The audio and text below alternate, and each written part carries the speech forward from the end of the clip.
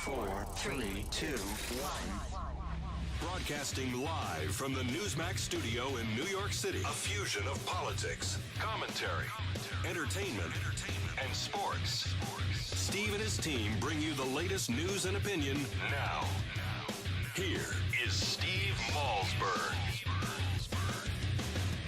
All right, folks, we are joined by the one and only Joe Lieberman. And before we get to the senator, let's watch the senator in action. In 2007, listen to what he had to say and watch. My argument here is that we are making real ground in Iraq against al-Qaeda, but to really achieve a victory over al-Qaeda there, we've got to close off their passage to Iraq through Syria. All right, folks, there it is. And boy, oh boy, that was in 2007. And Joe Lieberman knew exactly what he was talking about. And we welcome in the former senator from the state of Connecticut, former vice presidential candidate, of course, on the ticket with Al Gore, and senior counsel at Kasowitz, Benson, Torres, and Friedman. Hello, sir. Hey, Steve. Good to be with you. Well, good to have you back again. So you didn't know that you could predict the future with such accuracy. Well, thanks for reminding me. But in that case, and for some period of time, Assad in Syria was allowing al-Qaeda to come into Iraq through Syria. I mean, they were actually landing at the airport. And when I say al-Qaeda, I mean foreign fighters from all over the world who were pouring in to Iraq to try to overturn the government. And he just didn't do anything about it. So you could see now it's different now. It's a kind of different connection, but basically you got now a bunch of radical Islamist extremists who are essentially trying to knock down the borders between two countries and say we're going to create our own Islamic State, and woe to everybody there if they ever get to do that. Well, Senator, they've declared a state, although right. they plan on expanding it. We had the minister to Benjamin Netanyahu's office here yesterday, member of the Knesset, who said it does present a danger and a threat to the state of Israel as well. But you're talking about obliterating the border with Jordan as well. So what can the United States do at this point? Are you satisfied with the way this was handled by our administration? I am not. I'm not satisfied at all by the way this was handled by administration. I will actually say that the first and most endangered country and leader are Jordan and King Abdullah from this force, this brutal, radical, violent Islamist group now calling itself simply the Islamic State. But why am I not happy with the way the administration has handled this? I think one of the main causes of the problem there that allowed this radical group to take hold is that the U.S. did not come to the side of the opposition in Syria to Assad when it took shape 3 years ago now. And I spent a lot of time over there. I went over mostly with Senator John McCain, my good friend. We met with the original opposition to Assad. They were clearly Syrian patriots, nationalists. They were not extremists, and we let them hang out there. And as a result, we created a vacuum into which this truly radical anti-American group has come in from all over the world now.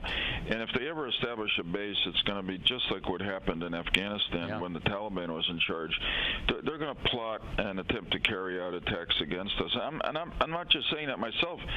Their leader has said that. Yeah, absolutely. All right, let's move on to not too far away from there, and Israel, as I mentioned earlier, not the ISIS threat, but what's going on now. Of course, the death of those three teenagers, and now the death of the Palestinian teenager, which, even though the media is, and to some extent the administration, certainly implying this was a revenge killing, we do not know that yet. So where do you see, and plus the rockets being fired from Gaza that just missed a school, that did hit a home. Luckily, they were in a bomb shelter, and Israel's striking back. But can they eradicate the missile threat from Gaza?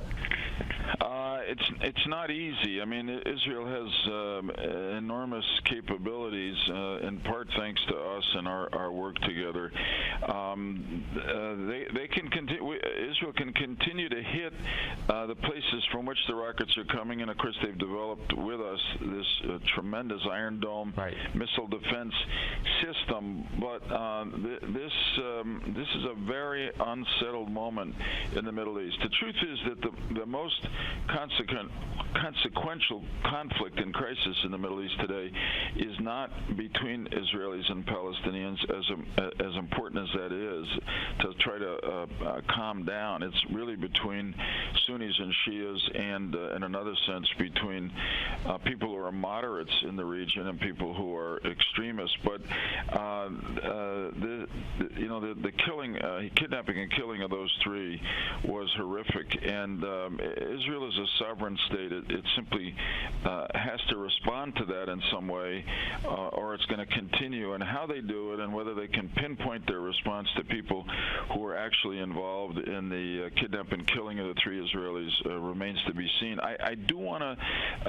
put an exclamation point after what you just said. I mean, the death of the young Palestinian boy is also a tragedy, a terrible tragedy, but it's not clear yet whether that was actually carried out by Israelis, as people are seeming to conclude. Yeah. Let me ask you about the administration once again. Should the kidnapping of the three Israelis and the death of the three Israeli teens lead this administration to say, hey, we are not going to support this unity government with Hamas in it? Because they came out at the very beginning and said, financially, we're going to support it. We're going to talk to the government because, Hamas isn't as active as the PA. Should there be any circumstances here under which the U.S. continues to support this unity government? Yeah, the only circumstance of the U.S. continuing to support the unity government is something that I'm afraid won't happen, which is that Hamas will change its charter and its purpose and declare that it's no longer sworn to destruction of Israel. So otherwise, so would you call for the administration to break ties with that government today? I wouldn't say break ties, but I'd say suspend funding of the Palestinian Authority until Hamas changes. I mean, there's been a bit of a game, and it's not a game, where the unity government was formed by the Palestinians. We have a law that says that American aid cannot go to a governmental entity in which terrorists are involved, and that specifically includes Hamas. So they try to get around it by having the alliance between Hamas and the Fatah and the Palestinian Authority, but putting into the cabinet people who are so-called technocrats. They're not officially members of Hamas, but they've been approved by Hamas. You're right, it's a game. Pretty much the same thing. So I know the administration says, well, we're not going to suspend the aid until we see that proof that Hamas is actually involved in these ministries. I would turn it upside down and say suspend the aid until it's clear that Hamas is not involved, because based on what we know now they are, and that's contrary to American law. I mean, it's not easy because Abu Mazen, the head of the Palestinian Authority, condemned the killing of the three young Israelis. The Palestinian police, under his authority, cooperated to some extent with the Israelis in the search, but still, he made a deal with the devil, and unfortunately, there's a price under American law for doing that. Let me ask you about the American law real quick. Since 2012, the Supreme Court has ruled against this administration, this president, 13 times in 9-0 decisions. That does not include Hobby Lobby's decision of 5-4. Right. And of course, the lawsuit threatened by John Boehner. Is this president out of control? Is he circumventing the Constitution? Is he becoming an imperial president, as Jonathan Turley and others have said?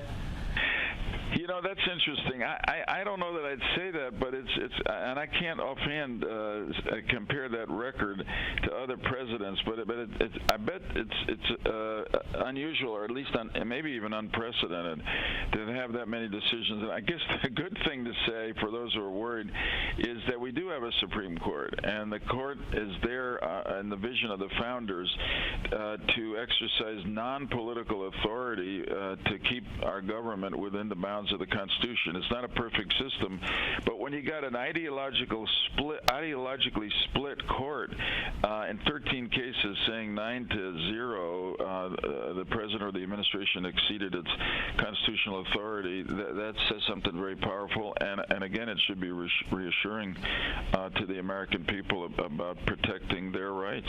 From an administration, possibly, and in this case, from Obama. One quick one, 30 seconds. The IRS. Democrats say it's not a scandal, it's a partisan witch hunt. Could those emails have disappeared by themselves? Is there something here, do you think? It's possible that they could have disappeared by themselves, but I'll tell you, and my feeling is that when this is the problem in Washington now, and it pains me to watch it because I was there so long. In a situation like this, nobody should be defensive. I mean, everybody should say, let's get to the bottom of this. So you would urge Democrats to do that and stop defending the IRS? Yeah, because, and honestly, John Koskin, and I know from a long time ago, the new head of the IRS, you know, if there's a case to be made, make it. If not, in other words, go with the facts as best as you can find them. What happens today in Washington is it becomes so much of a rock fight.